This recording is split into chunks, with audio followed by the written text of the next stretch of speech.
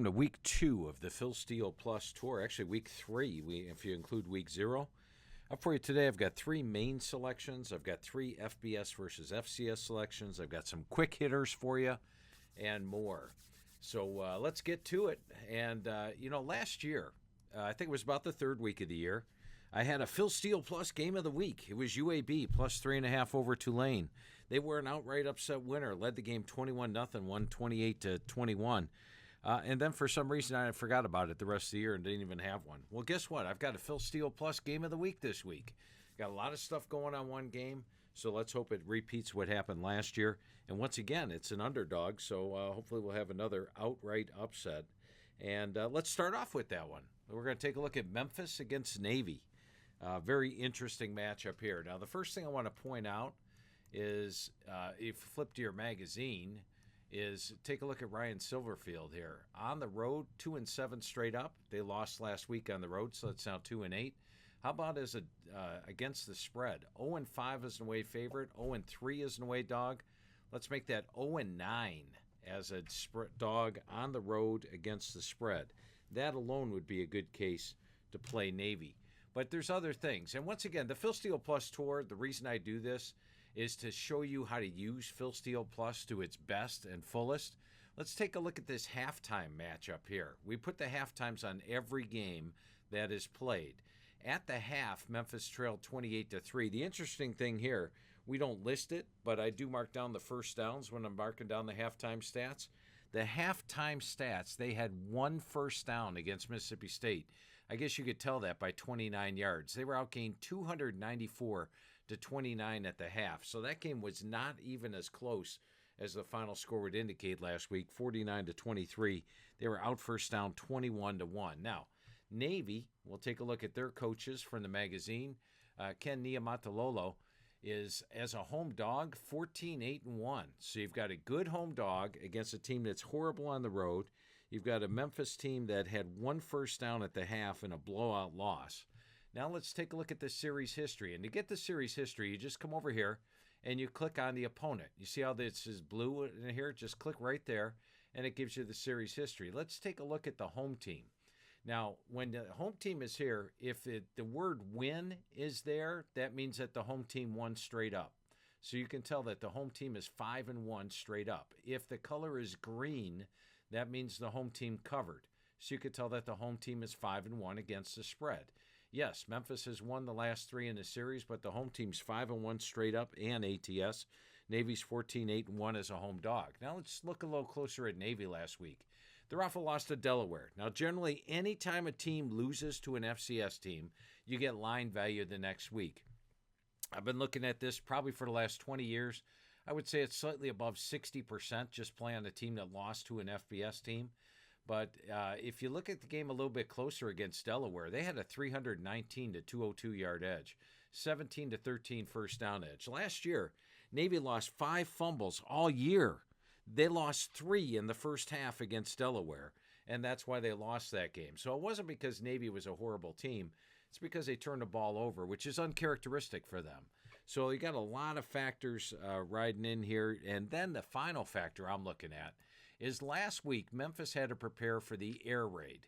I mean, they took on 49 passes from Mississippi State. This is a team that just throws the football. Now, this week, they have to prepare for the option. They were on the road last week playing the air raid, fly back home. Now they got to go to Navy and prepare for the option. I think that's pretty tough. I would like to have a week off prior to playing the option, not play the air raid and play in a second straight road game. So we got a lot of factors all adding up here. I'm going to take Navy +6 over Memphis as my Phil Steele Plus game of the week. It'll be the first one for this week. And we'll see if we have more. Hopefully we'll have more, and hopefully it moves to 2-0.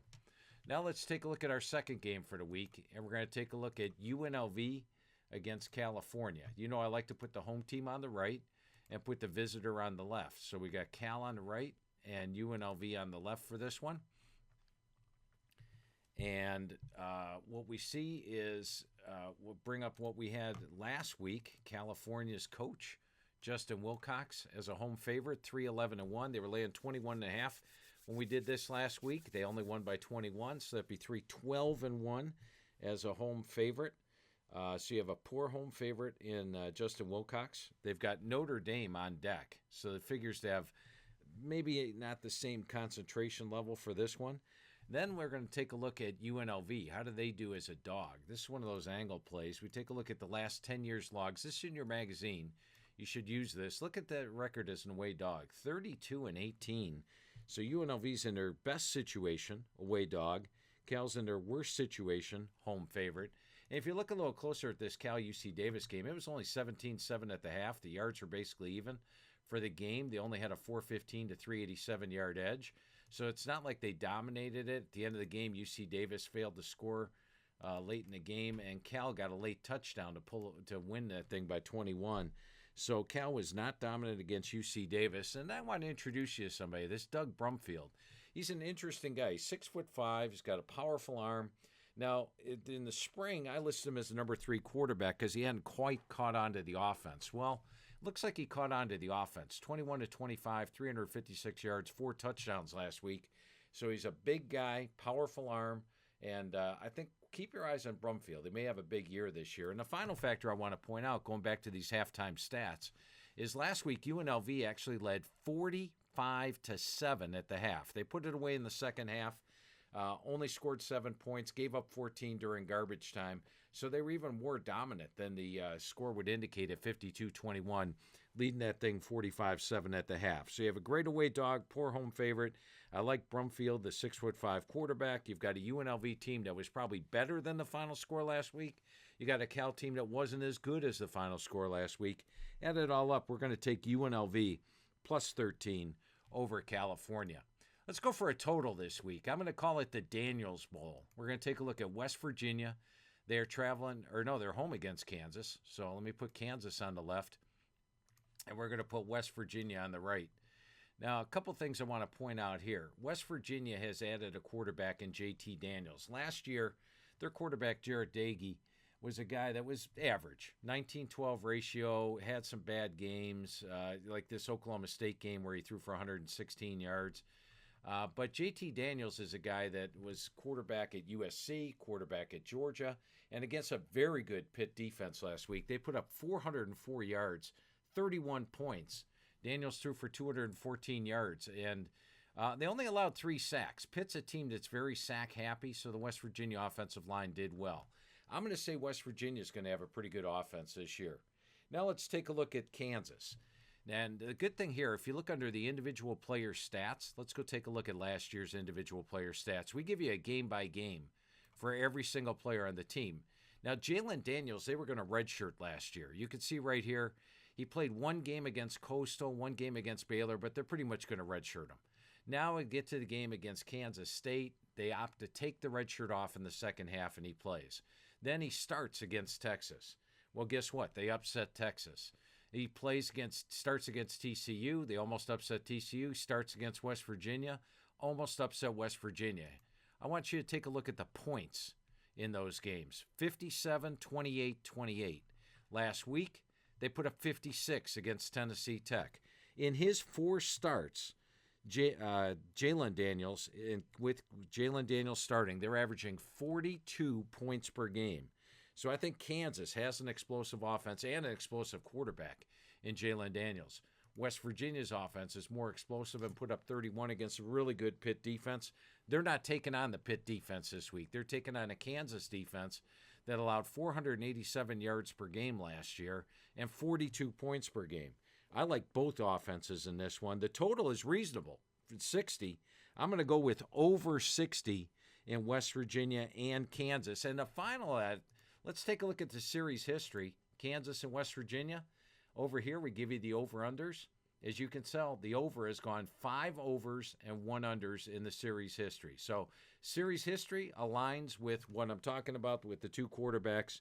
Our third official play this week is going to be over 60 in West Virginia and Kansas. A couple things I want to point out to you. I'm going to call these quick hitters. And they're just things I want to show you. I go through the play-by-play of every game, every week. And when I come up with some interesting stuff, I like to share it with you. Let's take a look at Middle Tennessee State last week. So Middle Tennessee was playing James Madison. We could take a look at James Madison or Middle. Let's take a look at James Madison. Well, no, let's go to Middle because that's who I want to talk about real quick. Middle is over here. Middle Tennessee at the half last week was outgained 301 to 24. Your first downs in that game, Middle Tennessee had 1 first down. That's against James Madison, a team that only has 8 returning starters that moved up from the FCS. Now, they lost the game 44-7, but it's probably even worse than the final score. 24 yards they had at the half. Chase Cunningham, big things were expected out of him. Couldn't put together a drive in the first half. And they totaled just 125 yards offense. So keep a note of that. You might want to play Colorado State this week. Take a look at the Virginia Tech game. The one thing I want to point out here in Virginia Tech, and we give you a box score, a play-by-play on every game. Against ODU, they had a 340 to 245 yard edge. But guess what? It was even better than that. How is that? How was it even better than the yardage that there was for the game? Well, take a look at this one stat right here. If you watch the game, you saw that there was a bad snap on a field goal attempt. As the ball kept rolling, the Virginia Tech holder tried to fall on the ball 54 yards back. They ruled that a 54-yard rush loss. So Virginia Tech only had 147 yards rushing, but that's not the case. They actually had 201 yards rushing in a game. Virginia Tech actually, if you look when the offense is on the field, had a 394 to 245 yard edge. Almost double the yardage of Old Dominion last week. Tough loss for him. That bad snap on the field goal was a key play in the game. And really, it skewed the stats. It didn't just skew the score. It skewed the stats. Virginia Tech, in reality, had 394 yards offense in the game. So you might want to lean with Virginia Tech this week. Let's take a look at the Texas Tech game last week. And once again, if you go through the play-by-plays, you just click here on the box. I want to thank collegepressbox.com for giving us the box scores each and every week. And this, if you take a look at the box scores, you get the complete write-up. You get the the scoring summary. You get the box score. You get the individual stats, all the way down the line here, and you get play-by-play of the game right here. I go through the play-by-play of every game. But the one thing I want to point out is up top here. Both teams lost their starting quarterback. Now, Texas Tech had a capable backup at the starting quarterback spot. In fact, he did even better than Shuck did at QB. Morton Smith. Smith hit 14 of 16 for 221. Williams actually had 207 yards passing at the half. Got injured on the last play of the half. The backup quarterback comes in, hits 1 of 7 passes for 1 yard. You know that Murray State had just 35 yards in the second half. So if you look at the final stats of that game, Texas Tech had a blowout 63-10 win. But keep in mind, Murray State had no offense once they lost their starting quarterback last week. So I thought that was interesting. And finally, the other quick hitter I want to look at is Iowa State. Just looking at series history of this game. Naturally, if you watch the Iowa game last week, you're thinking under. Iowa's offense can't score. I do want to point out, a couple of years ago, Iowa opened up the season with a game where they didn't look very well in the early part of the season. I'm trying to think which game this was here. There was a game early on in the season where they really struggled offensively, and then they ended up winning the Big Ten West. So, I'm not going to overreact to the fact they only had 166 yards last week. They do have an excellent defense. But the one thing I want to point out on that game is when you look here at the over-unders, look at this series history. It's a rivalry game. You figure both teams are going to play tight. Guess what? 13-2 to the under in Iowa State. So that might be worth looking. And the spread, I would have thought after Iowa's performance last week, the spread would be about 36.5. It's actually up in the 40 and a half. So the under might be worth a look there. Now let's, the FCS, we give you a complete write-up on every single game. By the way, if you purchase the FCS magazine, the FBS magazine, you get the FCS magazine included in the back of it, absolutely free. Or if you get Phil Steele Plus, the FCS team pages are available for $29. Just go to the store. When you go to the store, you can click on the FCS only. You'll get the complete write-up on every single FCS game. or it's included in Phil Steele Plus here. Phil Steele Plus for the season, just $99. By the way, if you sign up for Inside the Press Box, you actually get Phil Steele Plus for free. So that's a $99 value for free with when you sign up for Inside the Press Box. But let's take a look at a couple of these FBS versus FCS write-ups. We're going to take a look at Troy against Alabama A&M. Troy delivered an Inside the Press Box winner for us last week. By the way, Inside the Press Box off to a good start, 5-2 this year. Troy was one of those winners last week against Ole Miss. They actually were only outgained 433-346, and they were getting 21.5 in that game. So they did move the ball. A couple of times they had some inopportune opportunities there, but they still covered the game against Ole Miss. So I like this Troy team. I think they're a play-on team this year. They're a team that has a lot of players back and a new attitude. If we take a look at Alabama A&M, we're going to go to the FCS team pages. Right here, you can get a complete write-up on Alabama A&M, learn everything about offense, defense. You get that complete write-up on all 128 FCS teams this year when you get Phil Steele Plus.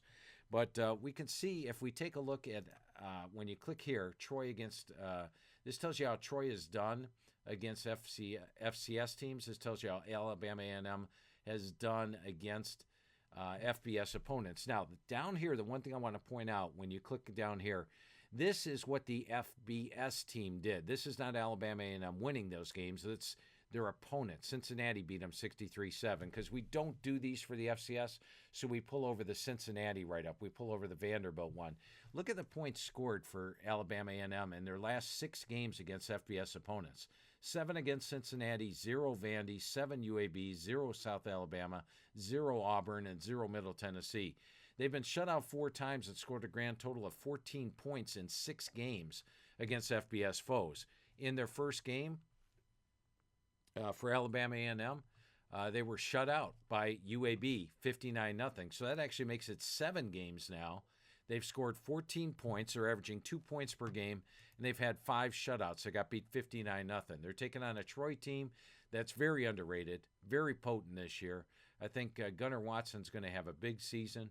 And I think that they light up a team that just gave up 478 yards to UAB last week. I'm going to take Troy minus the 35.5 in this one. And once again, Alabama A&M does not score points when they take on FBS foes. So look for Troy to potentially get the upset there. Let's take a look at another matchup. It's Alcorn State against Tulane. When you look at Alcorn State, I'm going to put them on the left. I'm going to put Tulane on the right. Now, you guys are familiar with Tulane. Tulane delivered a Phil Steele Plus Tour winner last week with their cover against UMass. And part of the reason for that, when you take a look at Tulane, was the fact that they're a great home favorite. And we used this last week. I showed you here, Willie Fritz, the Tulane is 20-10 as a home favorite, where you can make it 21-10 as a home favorite. This is their best roll, home favorite. They're laying 31.5 to Alcorn State after beating UMass by 32 last week.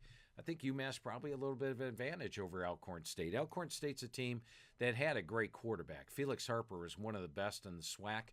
Guess what? Felix Harper's gone. Aaron Allen last week hit 12 of 16 for 159 yards. Not quite Felix Harper type of stats. And A&M has trouble scoring. I'm sorry. I'm talking about Alcorn State here. Alcorn State has Aaron Allen took over for Felix Harper. Harper is all those great stats the last 2 years. He only threw for 159. They lost to SF Austin last week at home. Now they're going on the road. Let's see how Alcorn State does. Alcorn State actually does pretty decent against FBS teams, but Tulane's a team that just dominates. They've won their last 8. Look at this. 1, 2, 3, 4, 5, 6, 7, 8.